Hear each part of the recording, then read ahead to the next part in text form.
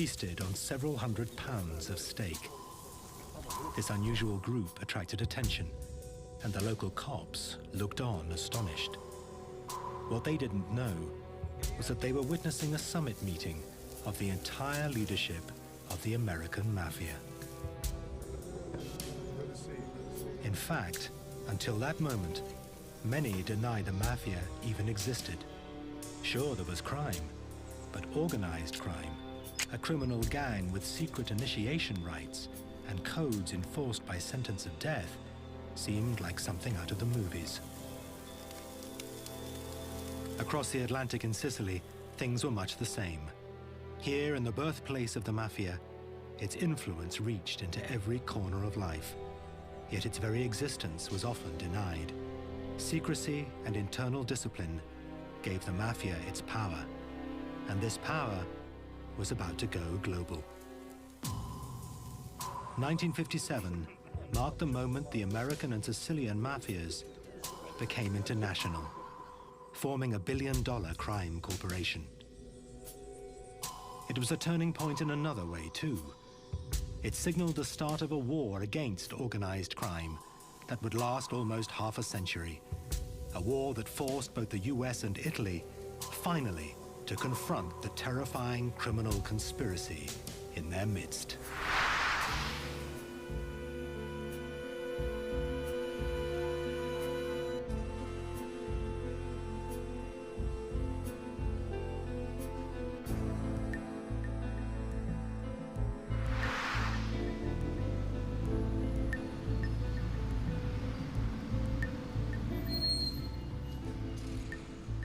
The United States in the mid-1950s.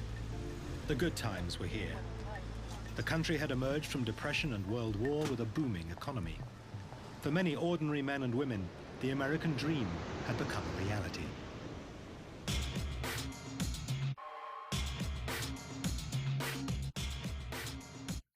But something else was booming too: the mafia. For those growing up in a family associated with the mob, it was as if the outside world barely existed, apart from being a source of easy money. The mafia is organized in groups called families. The head of the family is known as the boss, or the godfather. And the longest-serving New York boss of all time was Joe Bonanno, known as Joe Bananas. He ran the Bonanno family from the early 1930s until the mid-1960s. Bonanno's power was founded on the influence he wielded over his community in New York. His son, Bill, saw firsthand how his father operated, and himself became a leading gangster with the Bonanno family. My father would, on Tuesdays and Thursdays, would go into this hall and sit in an office in the back, and various people from the neighborhood would come in and ask favors. Somebody had a sick child, and she couldn't pay the doctor, and my father would arrange for that. Somebody else had a husband who was cheating on her, and she wanted to know what to do. He would take care of that. That happened twice a week. So when that happens, you begin to form the ideas that when you have a problem, you know where to go.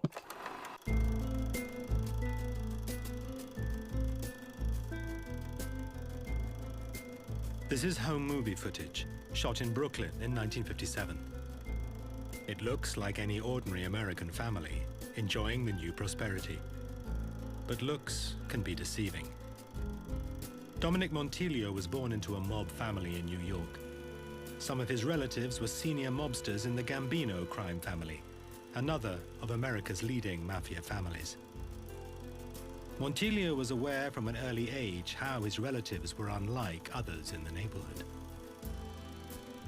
I grew up in a very traditional mob family, and it was a very different kind of life than my other friends had. You know, I noticed that from the beginning, because there was times when, well, the FBI would break down the door because, I mean, we lived in the same house with my uncle, and he was very connected. Montilio's uncle was an up-and-coming gangster called Nino Gaggi. One day when he was 11, Dominic ran home, bursting to tell his uncle Nino that he had been elected class president at school. I came home all excited because I had the button, you know, it said president on it. And he said, oh, great. He says, what does the class president do? So I said, you know, teacher goes out of the room and you watch the class. If anybody does anything wrong, you write their name on the board. And he looked at me and he says, you're telling me you're a rat, you're a stool pigeon. So I said, you know, I mean, 10 years old, 11 years old, what are you going to say? And he said, well, tomorrow you got to go back and give that button back to the teacher and tell her you can't be the class president. Bill Bonanno and Dominic Montiglio both grew up in a world closed to the outside. The American mafia called itself Cosa Nostra, our thing. But this was a world imported to America from several thousand miles away.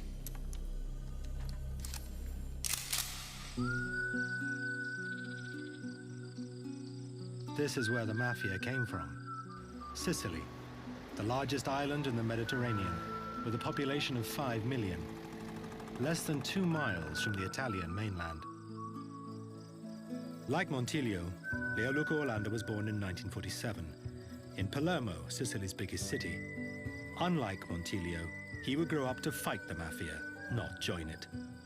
Sicily is a land of contradictions. Palermo is the capital of Sicily. Is the capital of the mafia too. Is the capital of the history. Is the capital of the shame of this land. In the Sicilian dialect, mafioso once meant bold or beautiful. From the 1860s, it became the name associated with the island's criminal element, who were often organized into families of men related by blood or marriage. But their existence was steeped in secrecy. Even discussing the mafia was taboo, as Orlando found one day at school. When I was 14 years old, 15 years old, I organized with other students a seminar about the mafia and against the mafia. The director, the Jesuit director of the school, called my parents and said, it is a scandal. Why Lucchetto is speaking about the mafia? We have nothing to do with the mafia, therefore we are not to speak about the mafia. Gray area, not seeing, not speaking, not hearing. It was Sicily when I was a young student. Joe Bonanno grew up in this world.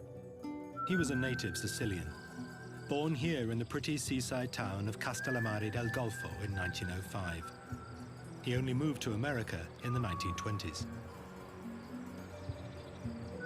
Sicily has a long history of mistrust of authority. There's an old saying back there that to know a man, you have to know his father, and his father before him, and his father before him. And once that happens, there is very little room for betrayal. Much of the power of the mafia derived from its ruthless discipline.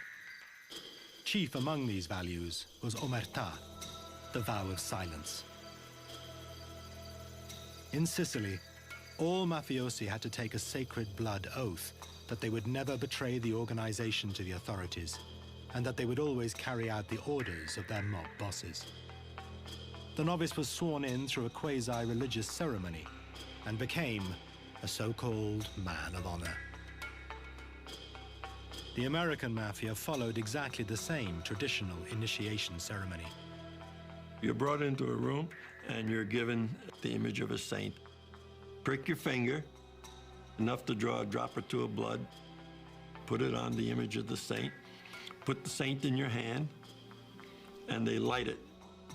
And you take an oath, and it simply says that you hope to burn as this saint is burning if you betray your brothers. To break this oath would mean death. Our culture taught us to act like men. And acting like men meant keeping your mouth shut. But for Bonanno and his fellow gangsters, omertà was more than just a vow of silence. Omertà comes from the root manly, and it simply means to act like a man. And a man doesn't get somebody else into trouble. Therefore, he doesn't say, John did it. Who hit you in the face? John hit me in the face. A man will see to it that John gets hit in the face.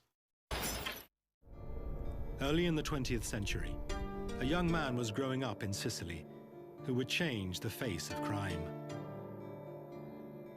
Salvatore Lucania, born in 1897, would become infamous as Charlie Lucky Luciano, the father of the modern American mafia. His hometown of La Cara Fridi was built on the hard and dangerous work of sulfur mining. Sulfur mines were primitive places where temperatures were so high, men would work naked. Yet these deprived laborers still had to pay the mafia for the right to work. They were not alone. The owner of the mine would have paid up too. The mafia squeezed money from all walks of Sicilian life.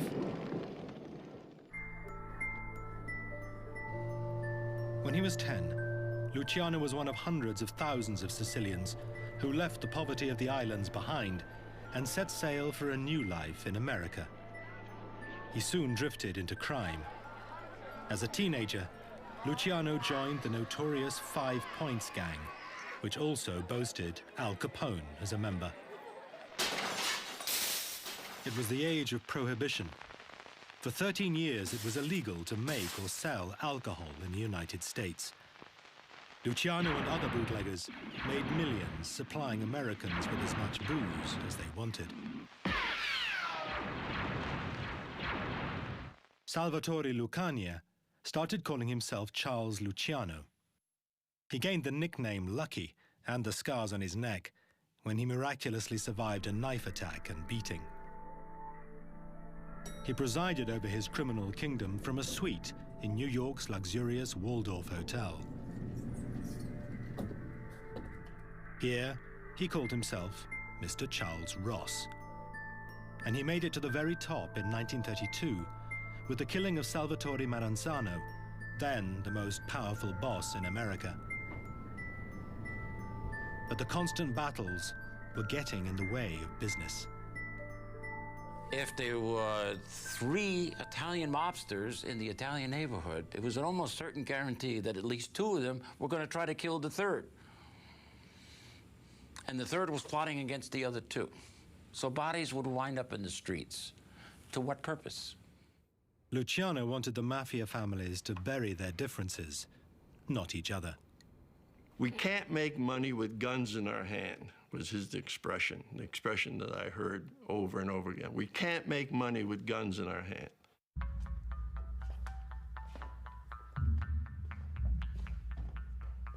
His solution was to set up a body called a commission, a mafia board of directors made up of the bosses of the 5 New York families, plus those of Chicago and Buffalo. Any boss with a grievance against another family could bring it to the commission. But for the plan to succeed, Luciano had to win the support of the other families, including Joe Bonanno, who had just taken over from Maranzano, the man whose killing Luciano had set up. Because you got to remember, Luciano was an Americanized guy, so he talked that way. My dad always told me that Luciano talked just like those Americans. And he says, those guys are dead. I have no quarrel with you, and I know you don't have a quarrel with me.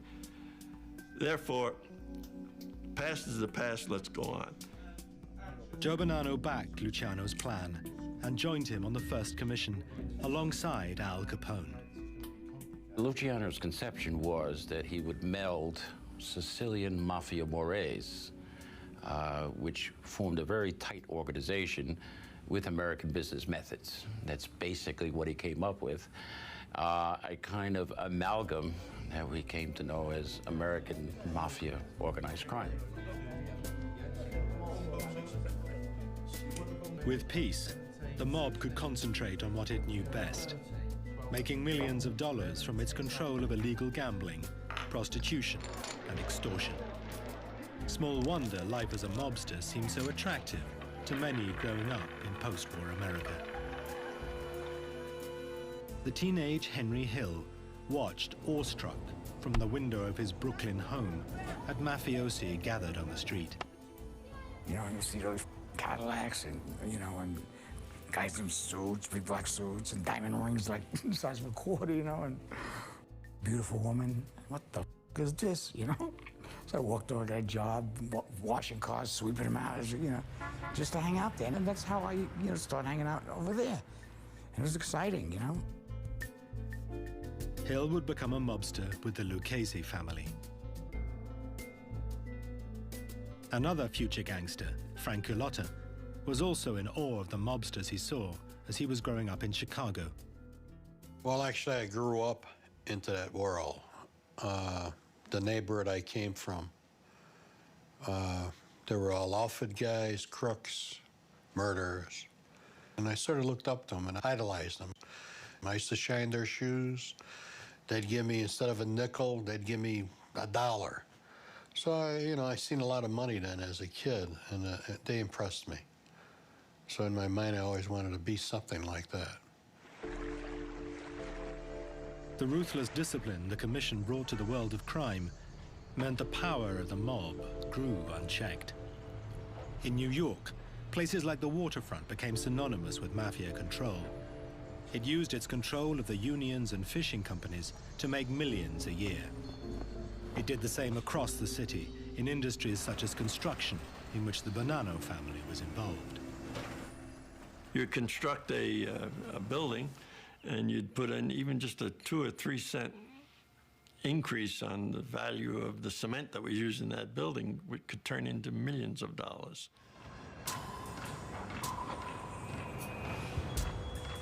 For every yard of concrete that got poured in the city, the Gambino family, the Genovese family, everybody got a piece of that yard of concrete, just through the unions.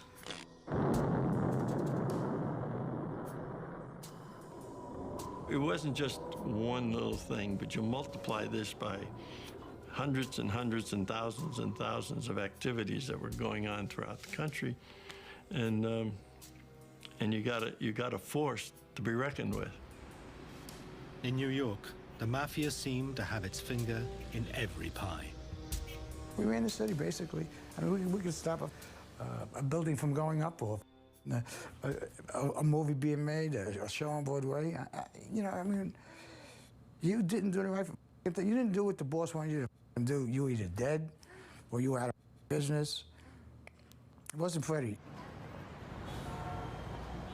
For the most part, the authorities denied the existence of a national criminal organization.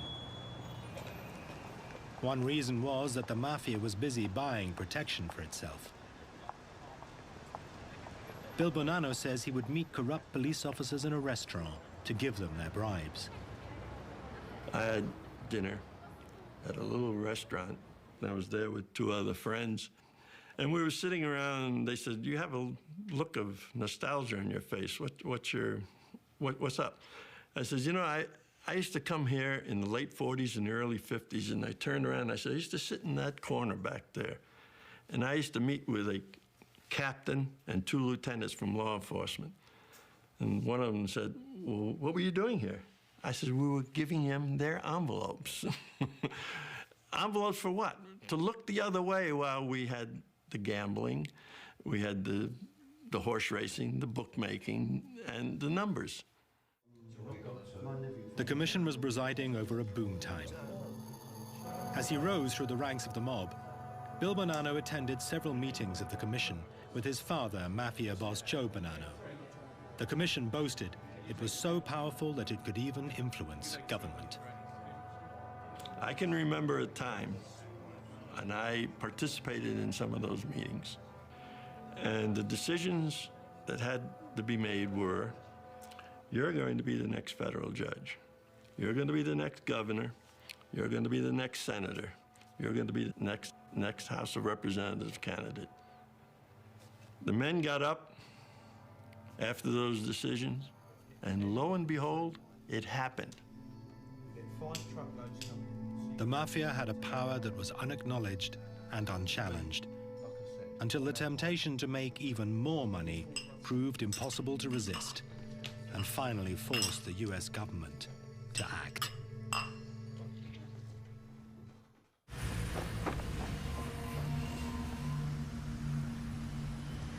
In the United States and Italy in the 1950s, the mafia controlled many aspects of life.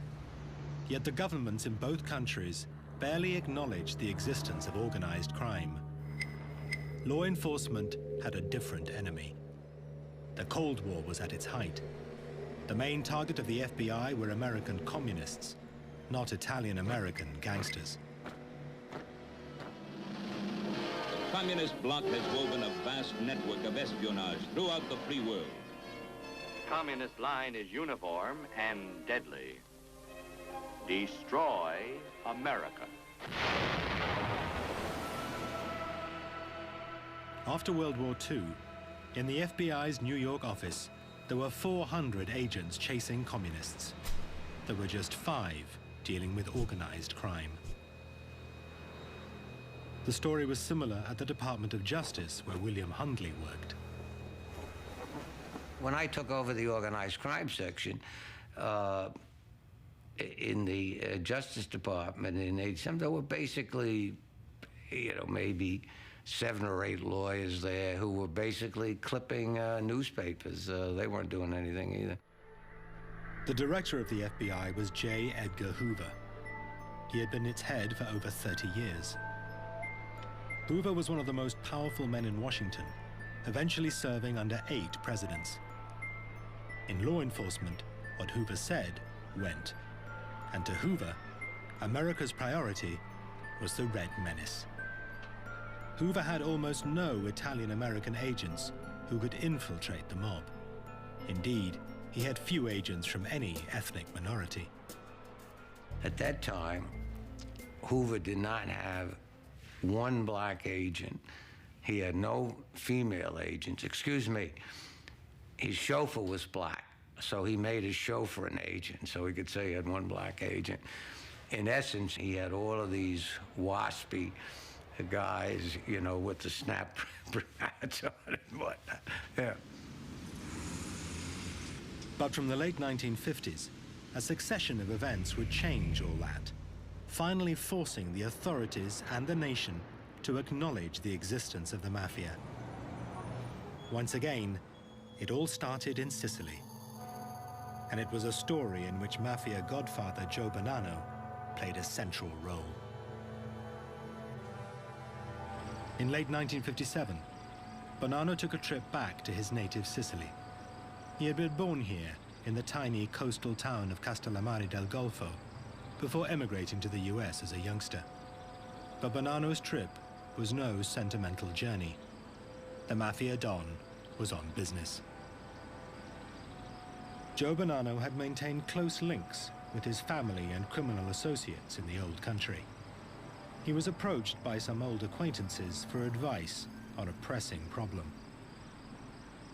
My dad told me that one of the leaders of the Palermo Mafia came to him and said that there's a few people that they would like to talk to him about certain problems that they're having here in Sicily.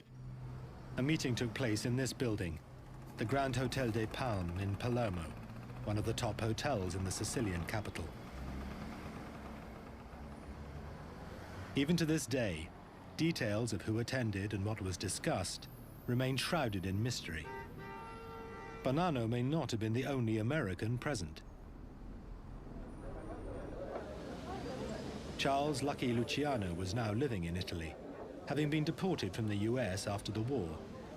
Today, the Italian authorities believe that he was also present at the Hotel de Palme. E dal 12 al 16 ottobre del 57 a Palermo. From the 10th to the 16th of October 1957 in Palermo, in the Hotel de Palme, there was a summit of about 30 mafia bosses. American, Cosa Nostra and Sicilian mafia bosses. Le maggiori famiglie americane, cioè era presente per esempio la famiglia Bonanno con il suo capo Joe Bonanno, The major American families were represented: Joe Bonanno, Lucky Luciano, who had been in Italy since 1947, and then there were the local mafia heads. Era presente Lucky Luciano, che era già in Italia dal 1947, e poi erano presenti i capimafia locali, i capimafia siciliani. Over dinner, the Sicilians explained why they wanted the meeting. This was a business convention, and high on the agenda was the subject of drugs, which offered vast profit, but at a price. The purpose of the meeting was to pick my father's brains as to how they were going to resolve a problem they were beginning to have among each other over the narcotics trade in Turkey. The Sicilians faced a dilemma. Various families within the mafia were at odds as to whether they should or they shouldn't get themselves involved with this, and the younger element saw nothing wrong in making a profit. In fact, the American mafia was having the same debate about drugs. It seems that Joe Bonanno wasn't just offering friendly advice. He was there to close a deal that would reorganize the global trade in heroin. According to the FBI, it was this meeting which established the Bonanno family as the main players in the transatlantic heroin trade. The Sicilians would manufacture and smuggle the drug into the US. The Americans would distribute it and take a cut. This was the first time the mafias on both sides of the Atlantic had come together on such a scale. An early example of globalization, but run by organized crime. Di Sicilian Connection si parla in epoca più tardi. Possiamo dire che sono state poste The foundations were le basi laid for per collaboration between Sicilian mafia, which wasn't yet called Cosa Nostra, and the American Cosa Nostra, which had as its main objective heroin trafficking. Americana che ha al suo centro il traffico di eroina, questo senz'altro. Bill Bonanno says the organization of the mafia itself was also on the agenda, and that his father advised the Sicilians to copy Luciano's recipe for resolving disputes. It was at that meeting that he suggested that one of the ways that they might resolve their problem and have a little better handle on the situation is to do what the Americans had done, and that was to form a commission. The Sicilians did set up a commission, but it would only meet a few times and never gained the authority of the American original. In America, the subject of drugs continued to dominate mafia discussions. The new organization that Luciano created solved just about every problem you could think of, except one: narcotics. In the beginning, Luciano assumed that the organization could keep organized crime out of narcotics altogether. It simply wasn't worth the trouble. The difficulty was the money. And for the mafia, money was always irresistible. The Americans arranged a summit to ratify the deal with their Sicilian cousins, a meeting that would provide one of the most infamous moments of their history.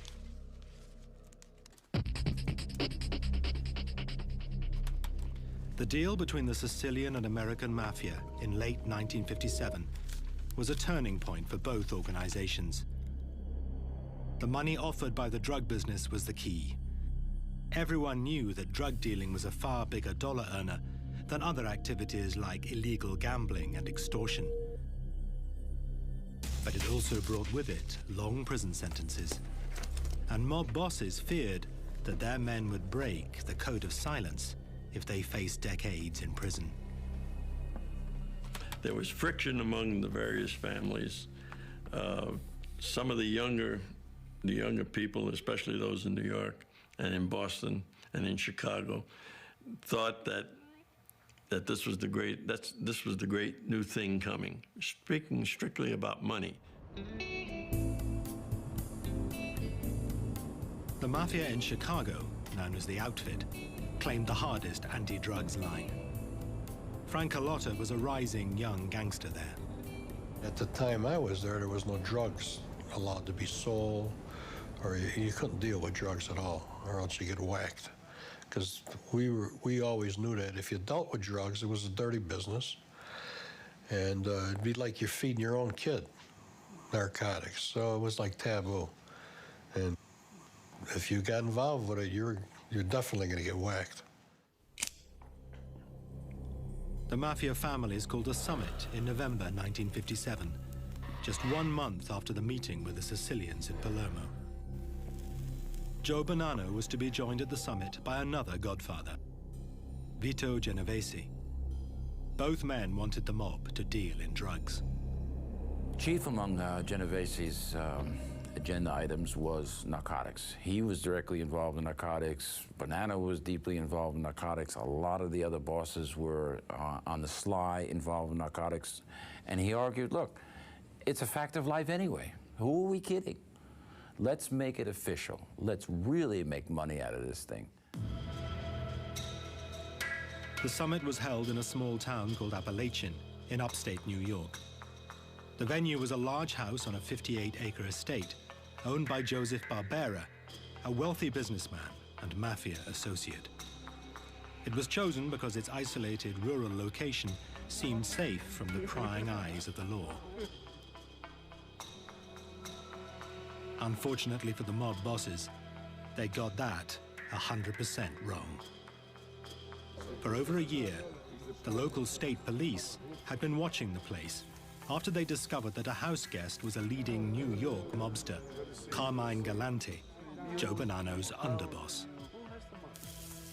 On the 14th of November, officers were surprised to observe several Cadillacs with out-of-state plates. When the state troopers went to take a closer look, they saw about 100 men enjoying a barbecue, all of them wearing dark suits, fedoras, and shiny shoes. If you didn't know that it was a mafia summit and you suddenly were dropped from a spaceship into the middle of this thing, you would think it's just some kind of friendly barbecue among a lot of friends who, oddly enough, seem to be wearing suits to a barbecue, but you know, each to his own taste. Suddenly, someone spotted the police. These are men that if you, like Pavlov's dogs, if you say, it's the cops, there's one instinct. That's to run. That's exactly what they did. Pandemonium broke out. Some bosses hid, some took to their cars, others fled into the woods.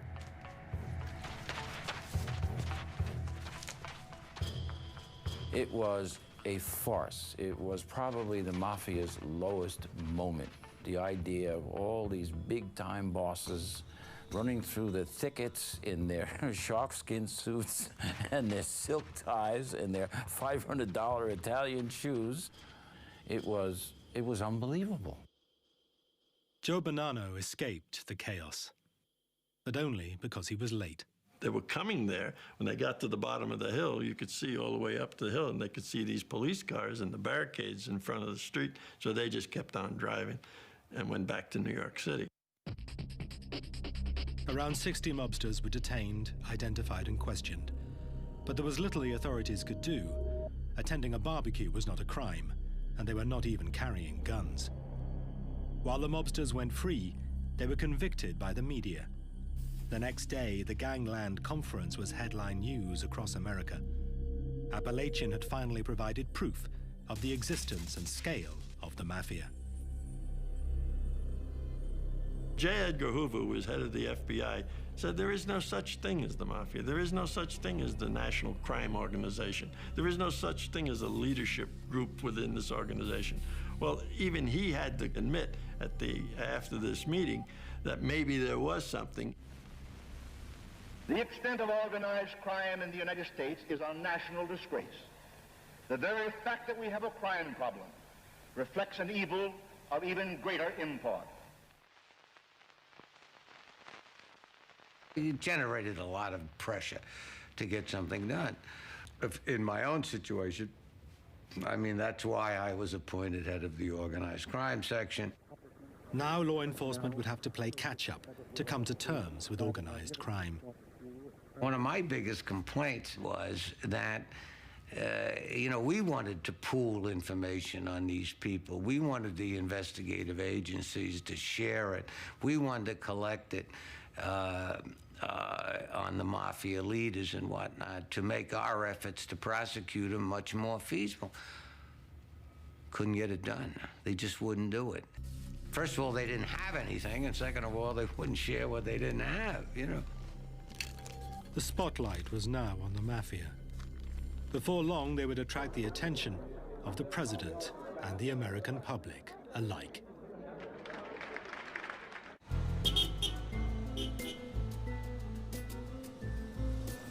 In 1960, the United States went to the polls to choose a new president. It was the most hotly contested election for years. John Kennedy and his rival Richard Nixon were neck and neck in the polls. The contest was too close to call. Both candidates made every effort to get the voters out. We are aiming our whole campaign toward the unregistered voting, to try to get those citizens who are not registered to vote, who are not even eligible to vote in this election, to get them on the books so that they can vote in November. This is a crucial area as far as Senator Kennedy is concerned. The American mafia had influenced local politics for decades. Now seasoned gangsters suddenly got community spirit on a national stage. Chicago gangster Frank Alotta says he was told by his boss to get involved in the election. Came around and told all us guys to reach out to all the Italian people and Polish people that they had this Irishman, Kennedy, that was running against Nixon. And we needed to get him in office.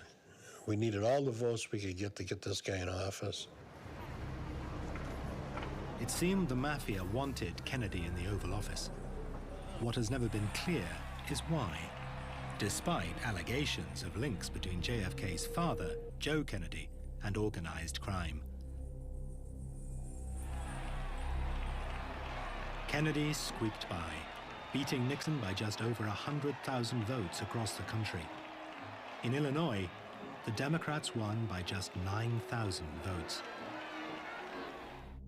If the mafia hoped that a Kennedy administration would be easy on organized crime, the new president turned out to be a major disappointment.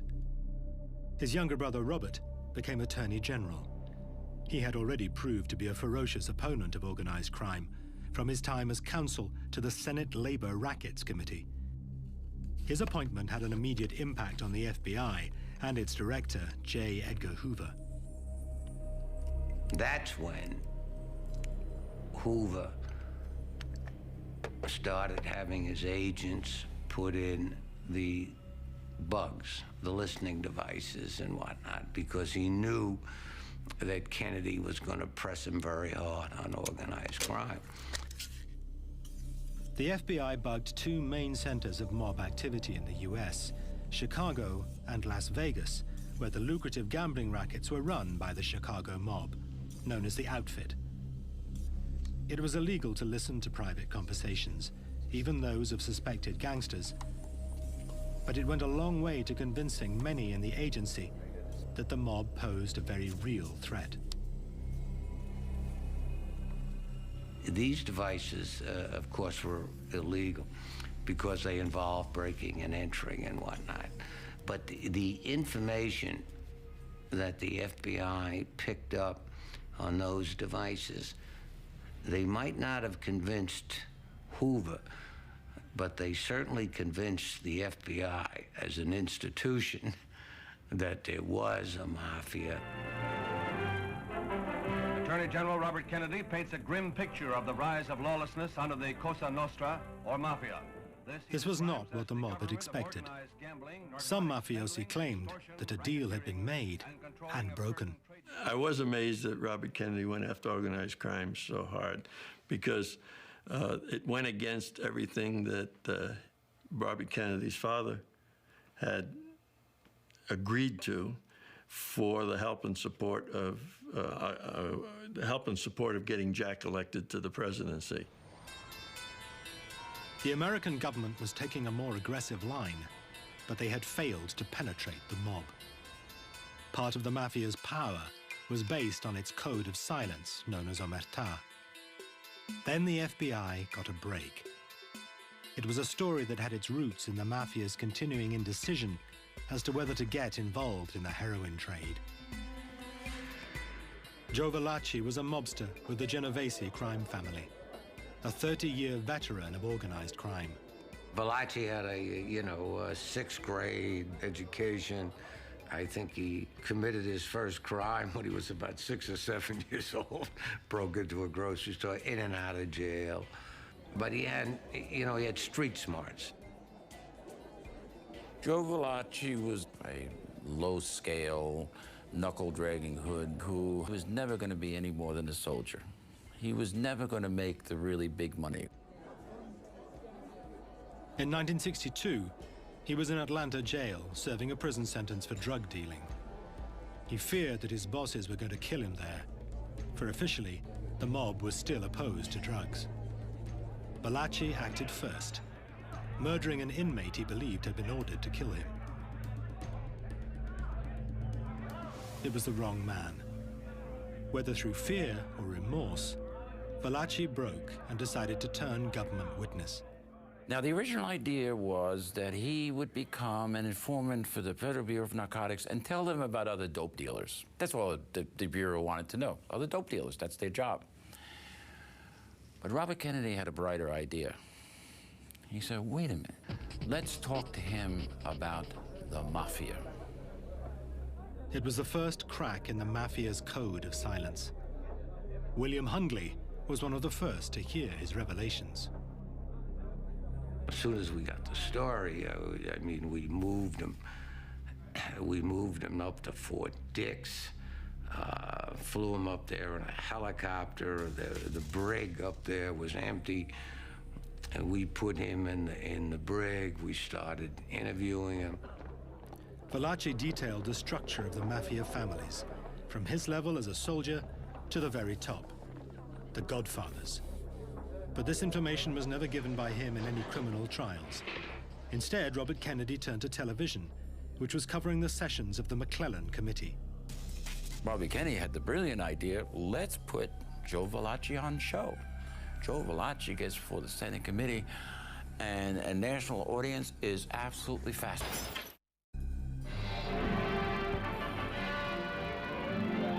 The nation's underworld gets the unwelcome spotlight of publicity as the Senate's Investigations Subcommittee begins new hearings on crime. Arkansas Senator McClellan is at the helm. William Hungley was present as Valachi's electrifying testimony was broadcast across the nation. He really didn't want to cooperate. There's no doubt about that. Quite frankly, though, when he got in front of those Klieg lights up before the McClellan Committee, he, the adrenaline started to flow, and I think he, in a sort of a perverse way, that he kind of enjoyed it. Why did you decide to kill him at that time, at that spot? Because he's the guy I spotted at that time. In other words, I felt that was my last day, in plain English, Senator. I felt that was my last day. In other words, this was a defense for you. You thought that if you killed this man who you thought was going to kill you anyway, that this... I got some satisfaction, Senator. Put it you that got some way. satisfaction. Valachi's testimony caused a sensation. Here, live on TV, was a mobster giving the first tantalizing glimpse into the secret world of the mafia, or, as he called it, Cosa Nostra, Italian for our thing. Valachi corroborated what the FBI bugs had begun to pick up, and what its director, J. Edgar Hoover, had reluctantly started to believe. That a modern American criminal group used rituals and symbols from Sicily to maintain internal discipline and run its multi-million-dollar enterprise. While you were repeating the words, you were burning the paper. Right, this is the way I burn if I expose this organization. There's always a lot of skepticism about that, because nobody had ever come forward and, said how you get made and whatnot. And apparently, you know, it was exactly the way he said it was. You know, they decide who's going to get made. You get together, you burn this holy picture and whatnot, and then bingo, you're a made member of the mafia. He went on to explain that you lived by the gun and by the knife, and you died by the gun and by the knife. Who was chosen? Who became your godfather? Joe Bonanno. Joe Bonanno? It happened to be now, my where godfather. is he? Is he on this chart we have here? Is he at the head of one of the families now? Yeah, he still is. He still is? Yes. Still alive? Right. For the American mafia, and the Bonanno family in particular, Valachi's TV appearances were devastating. Valachi's testimony was certainly a blow to the people in our world. There's no question about that. Senator, can I say something, Senator? Yeah. As to what I'm telling you now, I need to go no further to say nothing else. This is what I'm telling you, what I'm exposing to you and the press and everybody. This is my doom. Joe Valachi died in prison of cancer in 1971. He had helped shatter the view that there was no national criminal organization in the United States. Cosa Nostra could no longer act in secret at a time when they were moving more and more onto the international stage with their Sicilian cousins. For both mafias, once broken, omertà, the vow of silence, could never be as strong again.